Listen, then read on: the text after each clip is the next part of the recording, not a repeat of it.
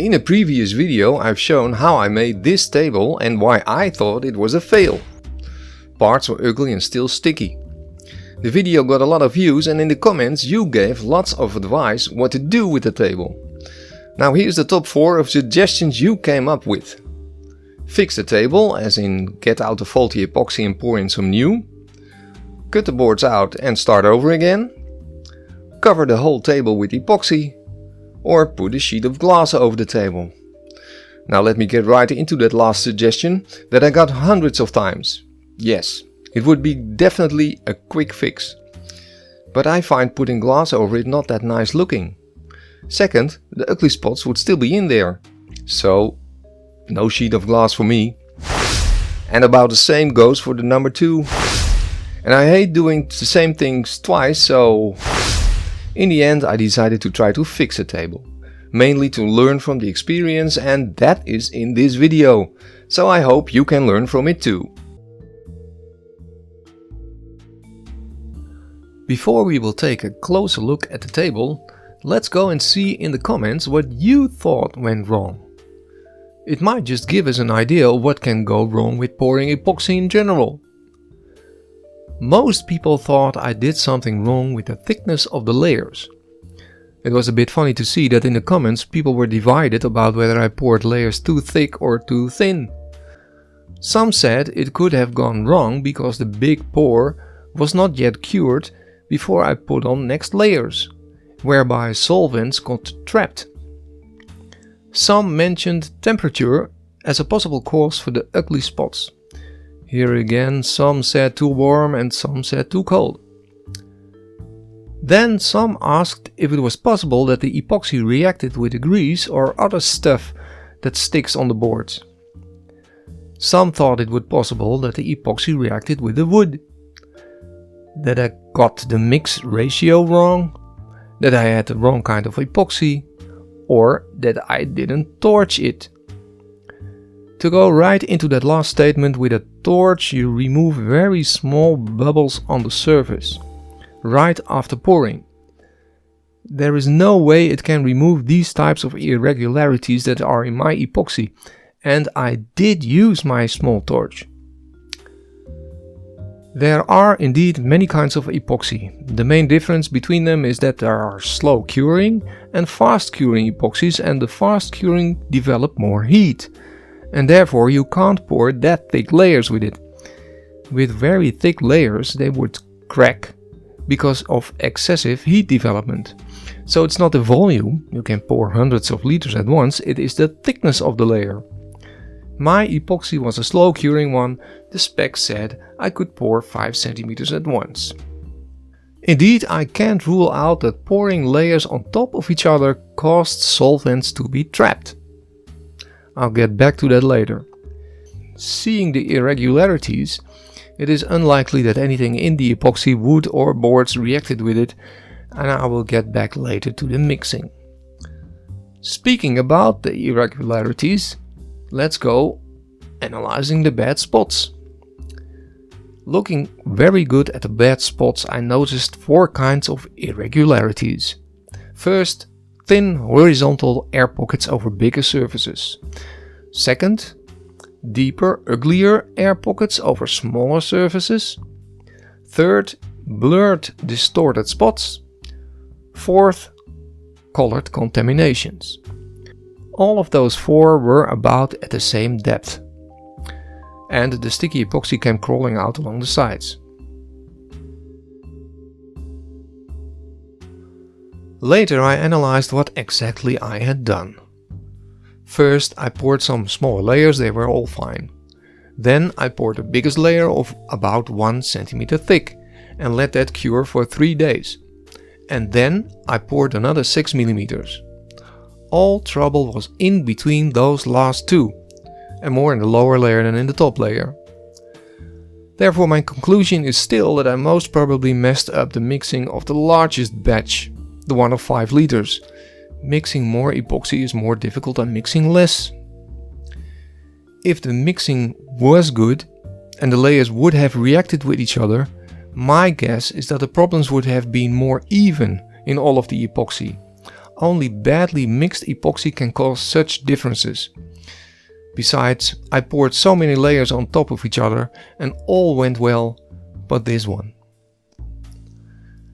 I asked myself why the ugly spots were most on the sides and not in the middle.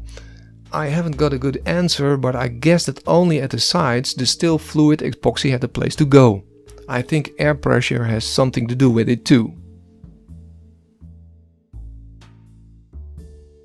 Although the table stopped bleeding after a month or so, it was clear to me that whatever I did on the edges I had to separate the bad epoxy from the wood. And so I did. I made a cut in the wood with the saw 1 mm from the epoxy. I didn't want the saw to hit the epoxy, to about the depth I guessed the problems were, some 6 to 7 mm. Next I would try to remove bad spots from the outside in. Therefore I first drew a line that I wanted to follow with the router. I took out that line with a small 3 mm bit. Then I could take out the pieces. I learned that the whole top layer was solid, but pretty much completely loose.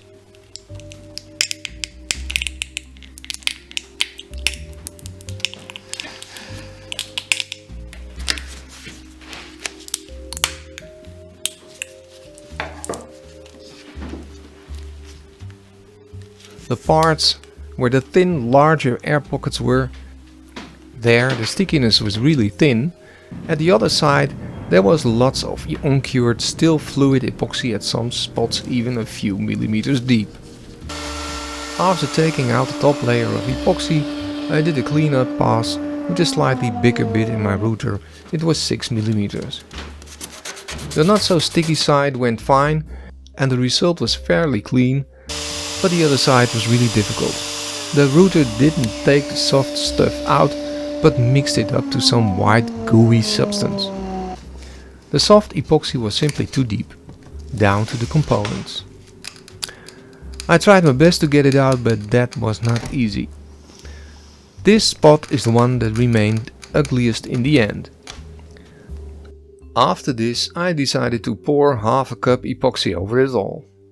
The fresh epoxy would make rooted spots transparent again, and thus would reveal spots that still were ugly, and I hoped that a fresh layer of hard epoxy would make it easier to take soft layers out.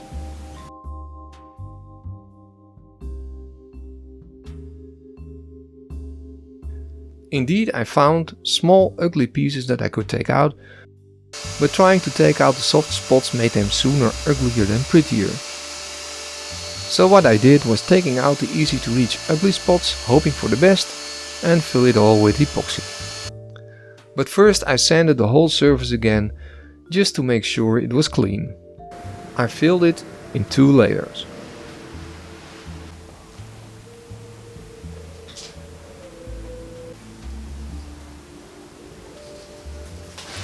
And when it got hard enough, I did the sanding and polishing.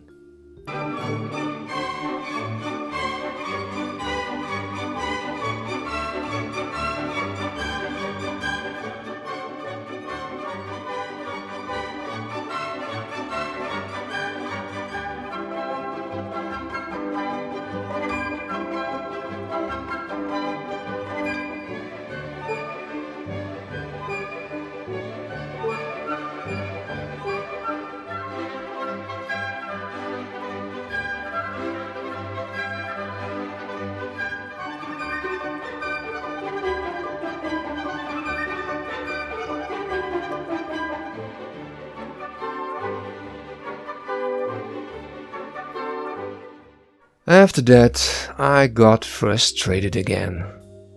Tiny soft spots revealed itself. Not in the new poured epoxy, but in the old part. I had not seen them before because I ended the first video with adding another layer. At this point I was hesitating.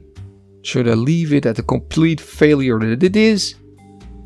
But then I reminded myself it was a learning project anyway, so I'd better try to fix these too, now with the point of a drill. Another thought crossed my mind too. Would it be possible to inject epoxy?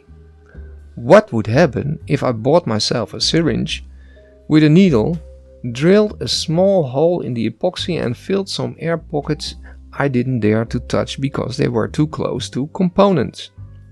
Hey, what did I have to lose?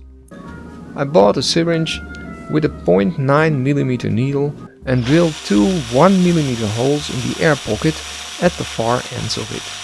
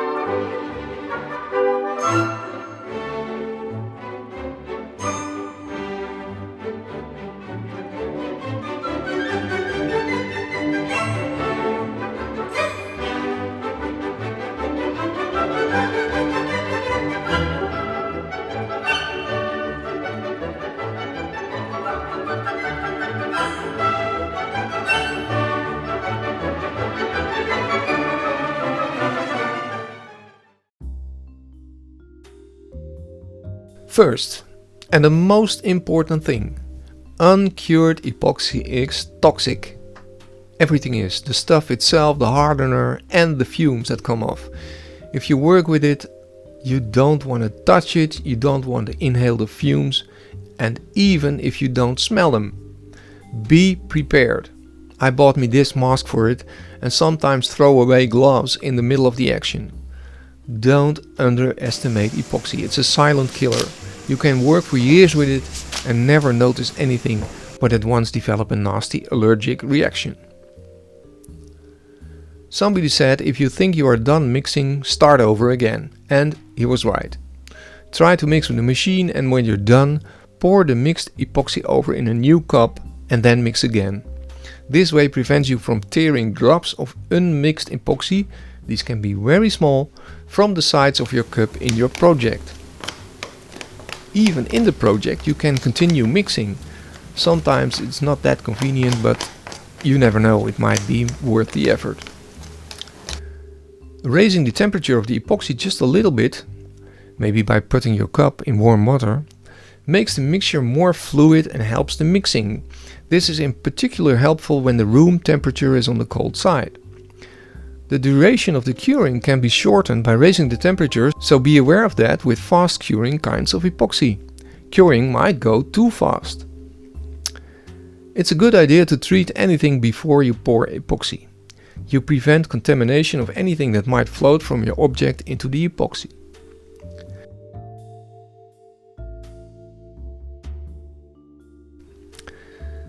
Epoxy is particularly sticky and will even work as a glue, but it won't stick to some plastics like PVC or PE. You can use that knowledge to your advantage. My tape, for instance, is on PVC basis. With my kind of epoxy to already cured epoxy goes really well. When you pour layers over each other from the top, those layers won't be visible. There is no need to sand in between layers, but then again it's no problem to do so.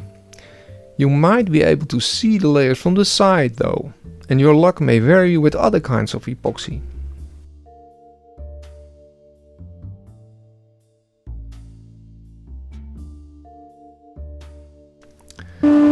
sanded epoxy or even epoxy dust can be white as snow, but will become completely transparent when you pour fresh epoxy over it. But beware, if the white stuff is not dry but liquid or sticky, or if it is already cured epoxy, it will stay white. If you have, like me, the slow curing epoxy, then stay with the freshly poured epoxy for at least an hour to remove popping up bubbles. Take into account that you will have to throw away anything you used for pouring, like brushes. They can't be cleaned and will be hard as a rock within a day. There is a limit to what you can repair of bad mixed epoxy. If the damage is too severe, you just can't get everything out.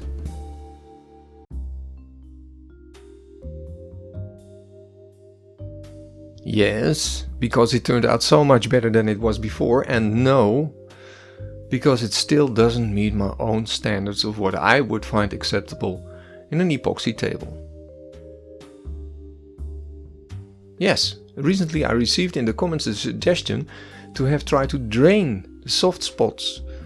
That would have been certainly something to consider. Just to drill some holes, maybe from the bottom or maybe from the top, and then take some time to let the soft epoxy leak out.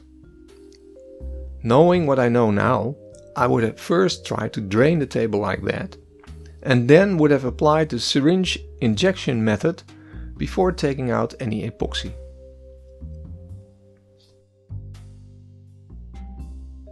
But can it run crisis? Fail or not, the table won't boot.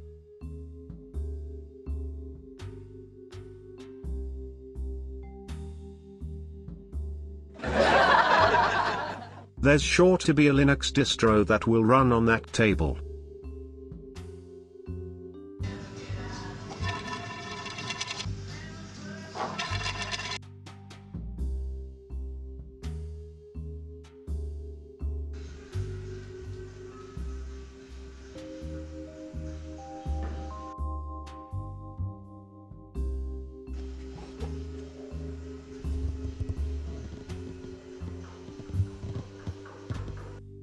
Just put one glass on that table.